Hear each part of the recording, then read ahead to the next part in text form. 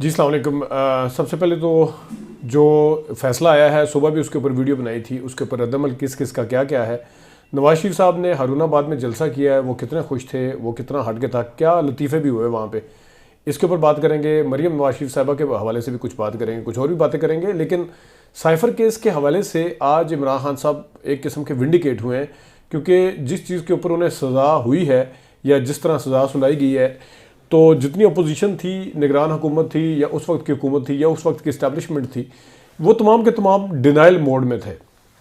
وہ کہتے تھے ایسا کچھ ہے ہی نہیں، بالکل ایسا کچھ بھی نہیں ہوا تھا، اور یہ تو بنی بنائی گھڑی گھڑائی باتیں ہیں، کچھ اس طرح کا چکر ہوتا تو پھر کچھ ہوتا۔ آپ کو یاد ہوگا مریم نواز شریف صاحبہ نے بھی ایک لطیفہ چھوڑا تھا کہ سائفر جو ہیں وہ دوسرے ملکوں نے بھیجنے چھوڑ دیے ہیں، اب تو وہ سوچتے ہیں کہ ہمارے سائفر کے ساتھ کیا حال ہوتا ہے۔ تو کسی نے انہیں بتایا کہ سائفر جو ہوتے ہیں یہ اپنے ممالک کے سفیر لکھتے ہیں، ان کی اس کی کوڈڈ لینگویج ہوتی ہے، تو اس کے اوپر بڑا تماشا لگا تھا۔ لیکن اس زمانے میں ایک اور بیان بھی دیا تھا مریم نواز شریف صاحبہ نے، وہ میں ذرا آپ کو سناتا ہوں۔ اور جو سابق D G I S P R تھے افتخار بابر افتخار صاحب، انہوں نے کیا کہا تھا وہ بھی سناتا ہوں۔ پہلے بابر افتخار صاحب کو ذرا سنیے گا سائفر کو لے کے وہ کیا کہتے تھے، پھر ذرا میں مریم نواز شریف صاحبہ کا بھی تفصیل سناتا ہوں، سنیے گا ذرا۔ ہمارے لیے یہ حیران کن تھا جب 27 مارچ اسلام آباد کے جلسے میں کاغذ کا ایک ٹکڑا لہرایا گیا اور ڈرامائی انداز میں ایک ایسا بیانیہ دینے کی کوشش کی گئی جس کا حقیقت سے دور دور تک کوئی واسطہ نہیں تھا۔ ہمارے لیے یہ حیران کن تھا۔ یہ تو تھے جناب صاحب سابق آئی ایس پی آر کے جو ڈی جی ہیں، آئی ایس پی آر کے سابق ڈی جی، وہ کہہ رہے ہیں کہ کیا تھا۔ اور اب جب سزا ہوئی ہے، ظاہر ہے کوئی اس ٹائم اس کو ڈرامہ کہا جا رہا تھا، اس ٹائم پتہ نہیں کیا کیا کہا جا رہا تھا، اس کو کنفیوز مت کریے گا۔ میں ذرا پہلے مریم نواز شریف صاحبہ سنا دیتا ہوں۔ مریم نواز شریف صاحبہ اس کا کتنا مذاق اڑاتی تھی سائفر کا، جس کے اوپر آج عمران خان صاحب کو سزا جب ہوئی ہے تو وہ شادیانے بجا رہے ہیں، وہ کہہ رہے ہیں ملک کے ساتھ کھلواڑ کرنے والے کا یہی ہونا چاہیے۔ اس وقت یہ کیا کہتے تھے اس کے بارے میں، مریم نواز شریف صاحبہ کیا کہتی تھی اس وقت اس سائفر کے بارے میں، وہ ذرا سنیے گا اور آپ کو ہنسی بھی آئے گی تھوڑی سن کے۔ ذرا سنیے تفصیل کے ساتھ، میں نے ذرا یہ 1-1.5 منٹ کا لے کر آتی یہ حکومت ایک خط لے کر آ گئی، اور وہ بھی جعلی خط جس کا کوئی وجود نہیں ہے۔ میں آج یہ سوال کرنا چاہتی ہوں کہ وہ خط جس کو آپ نے چھپا کر طے لگا کر پتہ نہیں کون سی دراز میں رکھا ہوا ہے، اس خط کے سارے کانٹینٹس تو آپ بتا چکے ہیں۔ آپ نے یہ بھی بتا دیا کہ پوری اپوزیشن، بلکہ 197 ارکان جو ہیں اور اپوزیشن کی تمام پارٹیز جو ہیں وہ سازش میں شامل ہیں۔ آپ نے ان ممالک کے نام بھی لے دیے جو آپ کے خیال میں سازش میں شامل ہیں، اور آپ نے یہ بھی بتا دیا کہ کہاں بیٹھ کے سازش تیار ہوئی، سب کچھ آپ نے بتا دیا۔ تو آپ نے خط کیوں نہیں دکھایا؟ خط کے تو سارے کانٹینٹس آپ نے خود بتا دیے عوام کو، تو وہ خط نہیں آپ نے دکھایا۔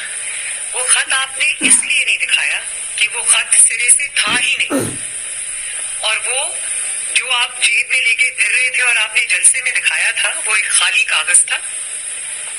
اگر اتنا ہی وہ خط تھا اور کوئی سازش تھی تو آپ کو سپریم کورٹ کے سامنے وہ خط کو رکھنا چاہیے تھا، پاکستانی قوم کو وہ خط دکھانا چاہیے تھا، اور جو شخص جس کا نام عمران خان ہے چند دن کرسی سے چمٹے رہنے کے لیے، میں آپ کو یہ بتانا چاہتی ہوں کہ وہ خط جو تھا اس میں کوئی ایسی نہ کوئی بات تھی نہ ذکر تھا۔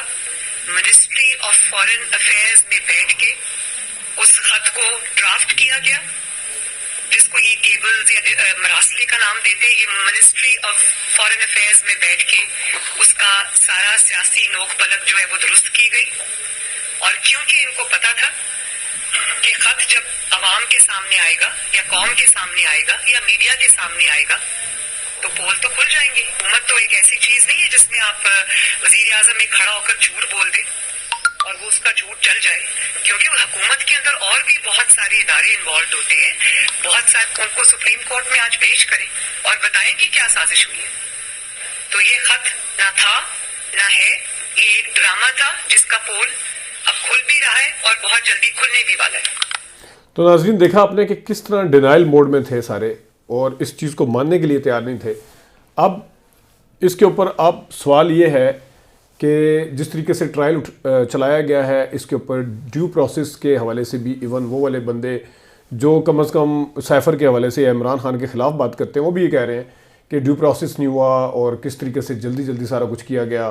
پھر شاہ محمود قریشی کے جو 342 کا بیان ہے اس کے اوپر وہ تو بغیر بیان کے وہ جو کر لیا بڑی ٹیکنیکی بنیادوں کے اوپر فیصلے کورٹ کے اندر اڑائے جاتے ہیں کہ یہ بھی ٹیکنیکل چیز نہیں تھی, یہ بھی سکم تھا, یہ کمی تھی. تو اس کا بھی جو رپورٹرز وغیرہ ہیں یا جو لا ایکسپرٹ ہیں یہی کہہ رہے ہیں کہ اس کا یہی حال ہوگا. لیکن بہرحال کچھ صحافی بھی تھے اس وقت جس میں بڑے بڑے جید صحافی شامل ہیں, وہ کہتے تھے یہ ڈرامہ کر رہے ہیں, اس کے اندر کچھ ہے ہی نہیں ہے. اچھا, اب دوسرا اس کا جو حصہ ہے وہ پہلے بھی میں ویڈیو میں بتا چکا ہوں کہ کیا ثابت ہو گیا کہ وہ خط کس نے چرایا؟ نہیں ہوا.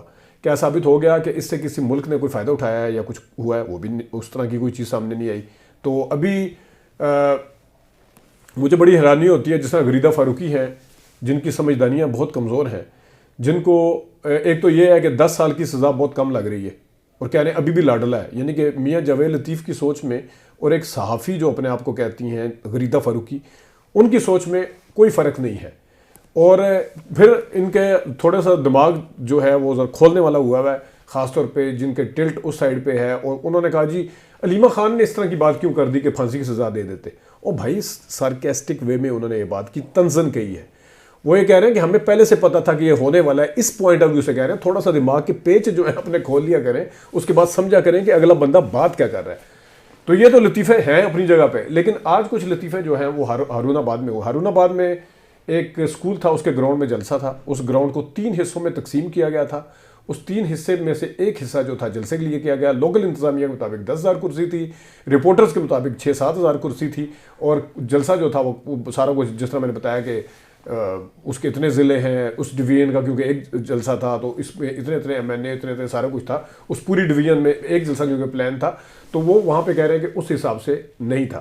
لیکن نواز شریف صاحب کے اگر پچھلے 5 دن کی تقریریں دیکھیں, 10 minute, 9 minute, 8 minute, 12 minute, 13 minute, آج نواز شریف صاحب نے تقریر کی ہے 26 منٹ. میرا ہمیشہ سے یہ ماننا ہوتا ہے کہ نواز شریف صاحب کے اوپر جب ٹف ٹائم آتا ہے وہ بیمار بھی ہو جاتے ہیں, ان کے پلیٹلیٹس بھی گر جاتے ہیں, وہ یہاں سے چلے بھی جاتے ہیں.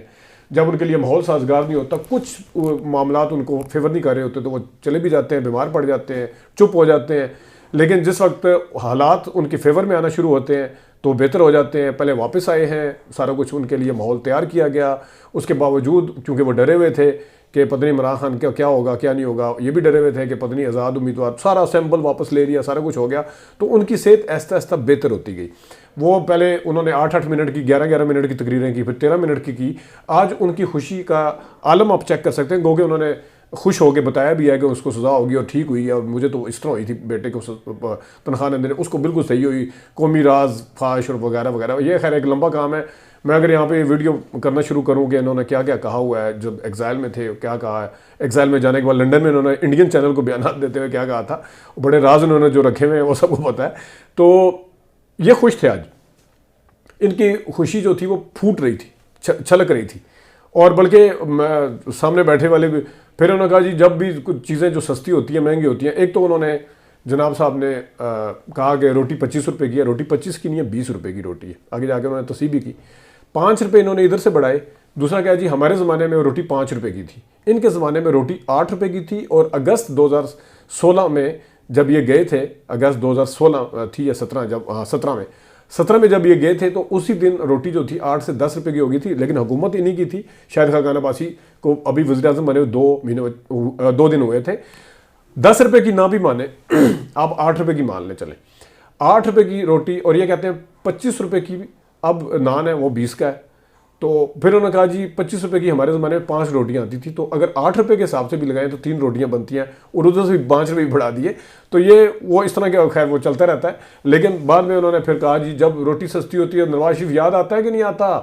اچھا جن کو یاد آتا ہے ذرا ہاتھ کھڑا کریں, جن کو نہیں یاد آتا تو ہاتھ کھڑا کریں. اب نہیں یاد آنے والے پہ بھی لوگوں نے کچھ ہاتھ کھڑے کیے تو اوپر سٹیج پہ کھڑے ہوئے لوگ بھی ہنسے تھے. ایک نے سرگوشی کی, انہوں نے نہیں پتہ چلتا انہوں نے. یہ تو حالت ہے کہ اور نواز شریف صاحب کی تقریر کو کانٹینٹ آپ سیالکوٹ والا سنیں.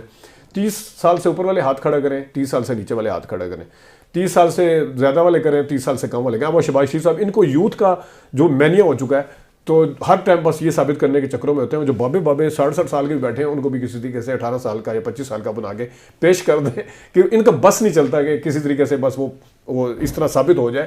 وہ دماغ کے اوپر یوتھ جو ہے وہ مکمل طور پر سوار ہو چکی ہے. اور پھر کانٹینٹ اس طرح تھا, ایک تو خواجہ حاصل صاحب کو انہوں نے یوں منہ پہ ہاتھ رکھ کے پتہ نہیں کیا کیا, اور اس کے بعد انہوں نے کہا جی یہ کہتے ہیں 34 سال کا تعلق ہے. میں کہتا ہوں 34 سال کا نہیں 50 سال کا تعلق ہے. پھر کہتے ہیں آپ کو پتہ ہے 50 سال کتنے ہوتے ہیں. یہ اکثر پوچھتے ہیں آپ کو پتہ ہے بھائی آگے لوگ بیٹھے ہوئے ہیں, اگر آپ سمجھتے ہیں کہ وہ دماغ والے لوگ ہیں تو پھر آپ کو پوچھنا 50 سال کا نہیں بلکہ 55 سال کا تعلق ہے. پھر کہتے ہیں میں ایک بات کہنا چاہتا ہوں اور مجھے بات کرنی چاہیے اور میں یہ بات کروں گا. ایک یعنی کہ جملہ جو ہے وہ بالکل تقریر کا کوئی کانٹینٹ نہیں ہے بالکل, اور وہ 6-7 منٹ جو ہے وہ نام لیتے رہتے ہیں بس, اس کا بھی شکریہ, اس کا بلانے کا شکریہ. تو یہ تھا. لیکن اس کے باوجود آج کی تقریر میں بڑے سیٹسفائیڈ نظر آئے تھے. ان کے جو آبجیکٹو تھے, ان کے جو پلان تھے, ان کے ذہن میں جو پلاننگ تھی وہ ان کو کیونکہ پوری ہوتی ہوئی نظر آ رہی ہے. تو یہ صورتحال تھی جناب صاحب. اپنا خیال رکھیے گا. ابھی تک کے لیے اتنی اجازت دیجیے. اللہ حافظ.